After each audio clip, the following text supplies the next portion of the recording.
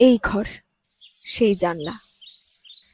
জানলার বাইরে চ্যাপ্টা পাতা পেয়ারা গাছের ফাঁকের ফর্সা আকাশটা আজকেও চেয়ে রয়েছে সেদিনেরই মতো। সূর্যের বিদায় আভা আজও লেগে রয়েছে ওপাশের বাড়ির কার্নিশে। কিন্তু মনটা সেদিনের মতন বুক টানটানে ফার্স্ট বয়ের মতন নেই। পরীক্ষায় অকৃতকার্য একটা ছেলে যেন গুমড়ে গুমড়ে মরছে। দেবব্রত কি কাঁদবে? না, কাঁদলে বোধহয় নিজেকে ছোটই করা হবে। অথচ আজ থেকে মাত্র 6 মাস পিছলে এই দেবব্রত কতটা আলাদা ছিল আজকের থেকে। এখন উচ্চাকাঙ্ক্ষা, সফলতা, প্রতিযোগিতা এবং প্রতিদ্বন্দ্বিতা, বিশেষ করে যে কোনো মূল্যে হাসিল করার প্রবণতার দুর্ধর্ষ ইচ্ছেগুলোকে জলও লাগে। অথচ এই দেবব্রত একটা সময় বসের কথায় উঠেছে বসেছে, গাদার খাটুনি খেটেছে, রাত নেই দিন নেই একটা প্রজেক্টের জন্য জান প্রাণ দিয়ে খেটেছে। তরতর করে প্রমোশনও তো হচ্ছিল। তখন দেবব্রতর জীবন রনিতার হাতে। দেবব্রত ছুটছে, কিন্তু রনিতার দিকে তাকিয়ে, ঠিক যেমন কুকুরের সামনে বিস্কুট তুলে ধরে তাকে লাভ দেওয়ার জন্য উৎসাহী করা হয়, এও ঠিক তেমন। রনিতার বুদ্ধির ওপর ভরসাও তো করতো দেবব্রত। হ্যাঁ, ও জানতো সব ট্রিক, কখন কাকে সামছে চলতে হবে, কখন বসকে চাপ দিতে হবে, কখন ফ্লেক্সিবল হতে হবে। এমনকি প্রজেক্টগুলো করার সময়ও প্রচুর সাহায্য করত। সময় বের করে ডেটা তৈরি করে দিয়েছে নেট থেকে অন্য কোম্পানির রেকর্ড চেক করে। রনিতা বলতো, রান দেব রান, এখনই তো দৌড়াবে, তারপর তুমি রিভলভিং চেয়ারে বসে বাকিদের রিভলভ করবে। দেবব্রত হাসতো, ওকে নিজের চেয়ারে বসিয়ে বলতো, তুমি আমার লাইফে না এলে আমি সত্যি এতটা অ্যাক্টিভ হতে পারতাম না। Love you Ronita. ওর চিবুক নিজের 2 আঙুলে ধরে রনিতা ওর ঠোঁট ছুচালো করে অদৃশ্য চুমু ঠেলে দিত। দেবব্রত তখন রনিতাকে নিয়ে ভবিষ্যতের চিন্তা করছে। বড় একটা বাড়ি, বছরে বিদেশে ঘুরতে যাওয়া, দামি দামি ড্রেস, আর ক্যালোরি বুঝে খাওয়া। ওরা থাকে ফ্ল্যাটে, কিন্তু দেবব্রত একখান বাংলো বানাবে। কেমন হবে লনটা? আর্টিফিশিয়াল গ্রাস দিয়ে সাজাবে ছাদ, থাকবে দোলনা, 2টো লাভবার্ড পুষবে নাকি। অবশ্য অ্যানিমেল প্রিজার্ভ অ্যাক্ট অনুযায়ী সেসব বাড়িতে রাখা যায় কিনা তা জানা নেই দেবব্রতর। অথচ বাড়িতে ঘোরতর আপত্তি এই সম্পর্কে। মা 2 দিন না খেয়ে রইল, মুখে কিছু বলল না, শুধু নাক টেনে গেল। আর মাঝে মাঝে প্যাচ প্যাচ শব্দ এলো ঠাকুর রাখার বেদির ওপাশ থেকে। ফ্ল্যাট বাড়ি, তাই আলাদা ঠাকুর ঘর নেই। সেদিকে তাকিয়ে দেবব্রত ভেবেছে ওদের একটা আলাদা ঠাকুর ঘর হবে। চোখ বন্ধ করে দেখে নিয়েছে শ্বেত পাথরের মেঝে, কাঠের সিংহাসন, ঠাকুরের পিছনে একটা চক্র বসাবে, যেখান থেকে পূব দিকের প্রথম সূর্য উদয়ের আলো এখানে এসেই ঢুকবে। পেতলের লম্বা ঘন্টা, কত এস্টিমেট পড়বে? মনে মনে একটা খসড়া এঁকেছে ও নিয়ে। কিন্তু মার তাতে কিছুই যায় আসে না। মায়ের আপত্তিটা বুঝলেও তো অনেক পরে। এই যে আজ দেবব্রত দাঁড়িয়ে আছে পেয়ারা গাছের পাশে জানলাটার ধারে, যেখানে আজ থেকে 6 মাস আগে দাঁড়িয়েছিল অন্য একজন, আর যার বাড়িতে দাঁড়িয়ে আছে সেই অরিন্দম, যে কিনা দেবব্রত নার্সারির বন্ধু। তার মা শম্পা আন্টির কাছ থেকে শেষে দেবব্রত জানল মা পছন্দ করে না রনিতাকে। দেবব্রত হতবাক, জিজ্ঞেস করেছিল, তুমি কি করে জানলে আন্টি? শম্পা মটরশুঁটি ছুলে একটা কন্টেনারে ভরে ভরে রাখছিলেন, ব্যস্ত হাতেই বলছিলেন কথাটা।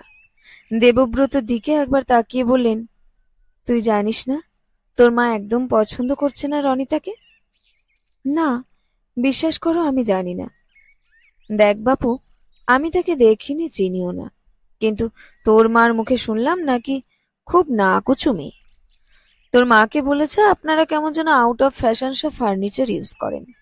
আমার মাথা ধরে গেল আপনাদের টেস্ট দেখে। তারপর বলেছে দেবব্রতকে আমি গাইড না করলে ও কোথায় বয়ে যেত। কেন রে? ও তোর মা? না তোর মা তোর মা? Yes of course. আমার মাই সব। কিন্তু এটাও ঠিক আন্টি, আমার ক্যারিয়ারে ওর অনেক ডেডিকেশন আছে। আর ও খুব ঠোঁটকাটা মেয়ে কিনা, যা মনে আসে হুটহাট করে বলে দেয়, কিন্তু মন থেকে একদম সাফ। দেখ দেবু, তোর মা যখন চায় না, তখন তুই কি মার কথা ভেবে একটু অন্য কথা ভাবতে পারিস না? কি ভাববো, তুমি ছেড়ে দাও তো। আন্টি, অত চাপ নিও না, আমি মাকে সামলে নেব। ওরকম হয়, নতুন নতুন সবারই হয়, তোমারও হবে। একটা দীর্ঘশ্বাস ফেলে শম্পা বলেছিলেন, অরিন্দমকে বলে রেখেছি, যা ইচ্ছে কর, আমার বাধা নেই। কিন্তু আমার সঙ্গে আর নয় বাবা, তোমারটা এবার তুমি বুঝে চলো। আমি কত সইব, তোদের জন্য পুরো জীবন দেব নাকি রে? একদিকে মেয়ের মায়েদের অনেক সুখ, মেয়েকে মানুষ করে আর তার দায়িত্ব বয়ে বেড়াতে হয় না।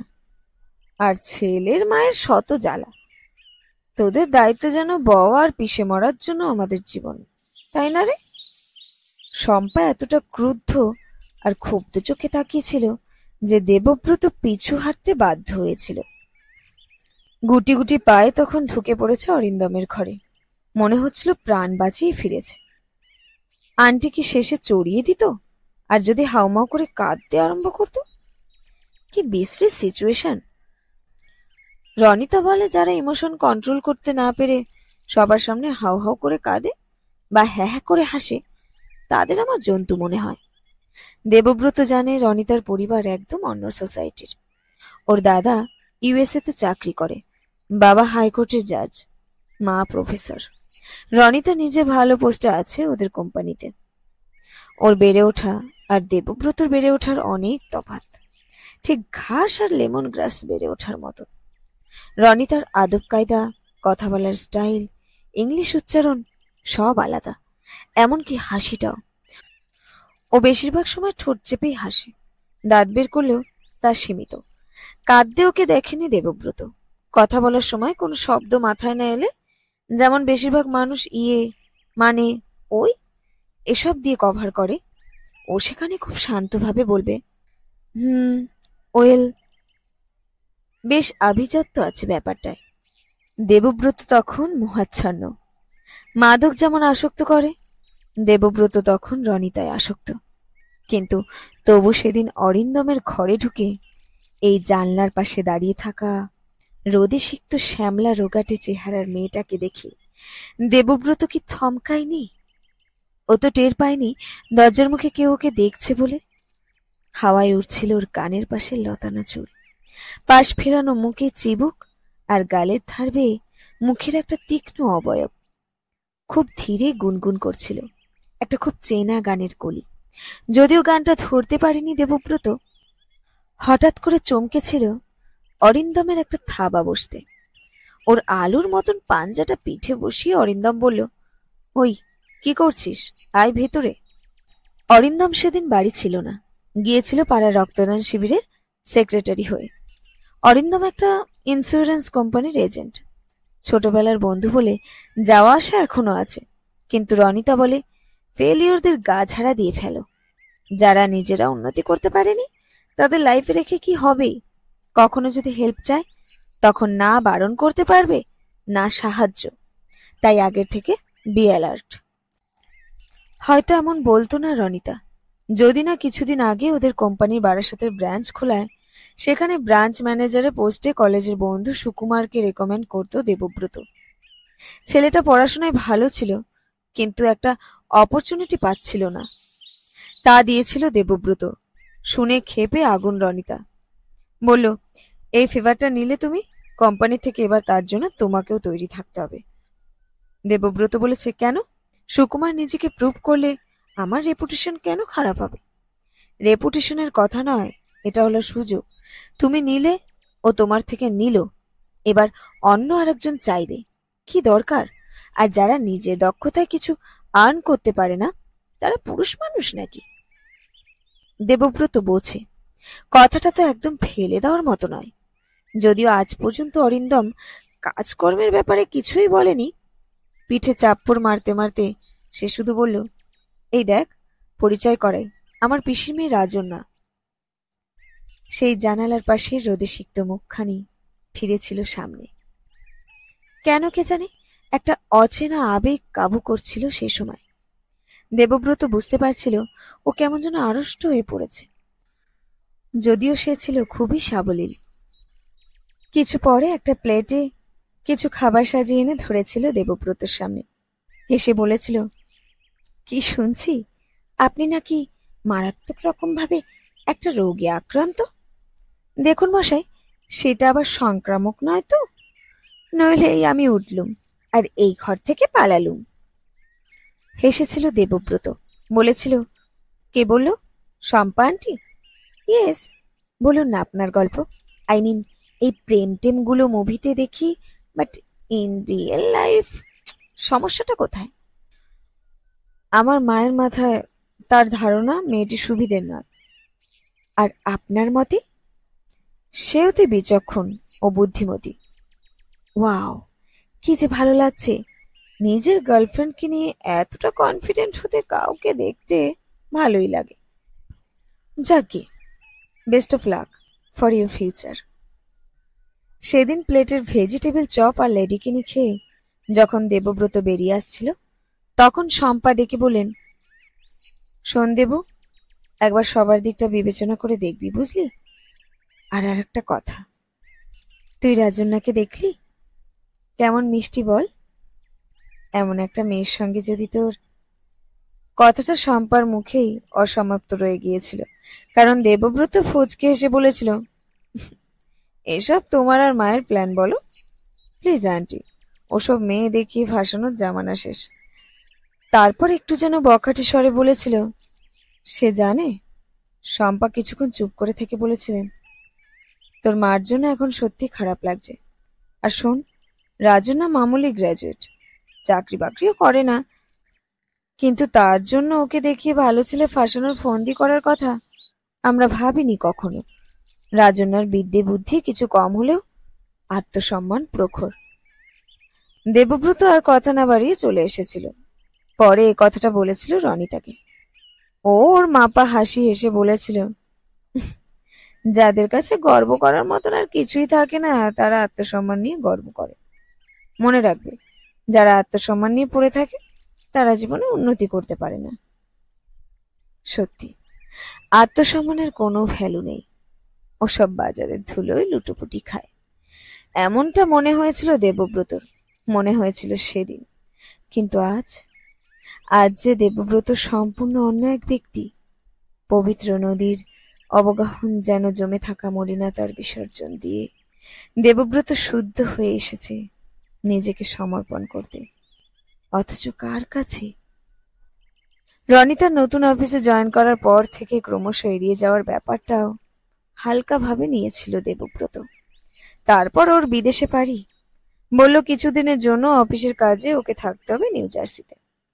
আর তার মাস দেড়েকের মাথায় ফেসবুকে ফুটে উঠল এক পাঞ্জাবি বিজনেসম্যানের সঙ্গে গাঁটছড়া বাঁধার ছবি। দেবব্রত হা হয়ে গিয়েছিল। ফোন মেসেজ কিচ্ছু করেনি আর। কেন করবে?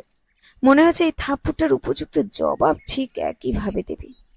অবশ্য ভেবেই ছিল মাত্র, তা নিয়ে আর মাথা ঘামায়নি। দেবব্রত এখনো কিন্তু ছুটছে রেসের ঘোড়ার মতন, শুধু সামনে কুকুরের বিস্কুটটা নেই। আছে অরিন্দম আর ওর পরিবারের সঙ্গে ঠিক আগের মতনই যোগাযোগ। নিজে মুখে আর রাজন্যার নাম করতে না পারলেও অরিন্দম কি করে যেন বুঝেছে দেবব্রতর যথেষ্ট আগ্রহ আছে ওর প্রতি। আজ তাই আশা। দেবব্রতর কথা ভেবে অরিন্দম ওর পিস্তুত বোনের সঙ্গে দেবব্রতর একটা সাক্ষাৎ করাবে বলেছে। কেবল সাক্ষাৎই, বাকি যা বোঝাপড়া আছে তা করে নিতে হবে দেবব্রতকে। আজ জানালার পাশে দাঁড়িয়ে দেবব্রত অপেক্ষায় দড়ির মুখের একটা পদশব্দের। একটা সময় খুট শব্দে দেবব্রত মুখ ফিরিয়ে তাকালো। সেদিনে সেই চঞ্চল হাস্যমুখটা নয়, তবে একটা গম্ভীর মুখের আড়ালে বোধহয় একজোড়া কৌতুকের চোখ আছে। যে বলছে, কি কেমন মজা, আসতে হলো ফিরে? কোথায় গেল প্রেমিকাকে নিয়ে মাতামাতি এত গলাবাজি? দেবব্রত শুনতে পাচ্ছিল আফসোস সূচক চুকচুক শব্দ। রাজন্যার মুখোমুখি দাঁড়াতে দুহাটু কেঁপে উঠল দেবব্রতর। মাথা নেমে গেছে। রাজন্যা হেসে বলল, কি হলো?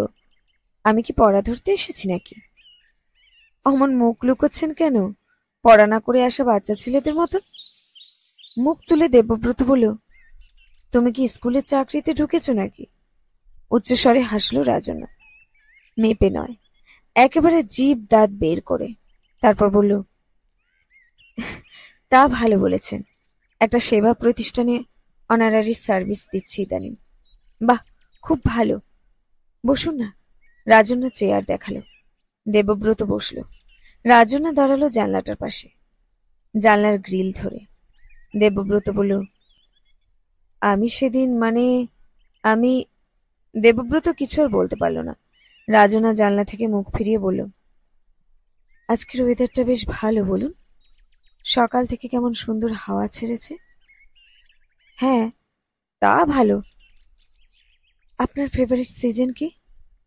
আমার? হুম, সেভাবে ভেবে দেখিনি রাজনা। সবই তো ভালো লাগে, তবে অত্যাধিক বৃষ্টিটা ভালো লাগে না। আর অত্যাধিক শীত, অত্যাধিক গরম। একটা শুকনো হাসি এসে দেবব্রত বলল, "উহুম, অত্যাধিক কিছুই ভালো লাগে না।" ঠিক। রাজনা আবার জানালার দিকে ফিরল। দেবব্রত বসে রইল বেশ কিছুক্ষণ। একটা সময় চোখ তুলে দেখল রাজনা জানলায় দাঁড়িয়ে নেই। আস্তে চেয়ার ছেড়ে উঠে ঘর থেকে বেরিয়ে এলো দেবব্রত।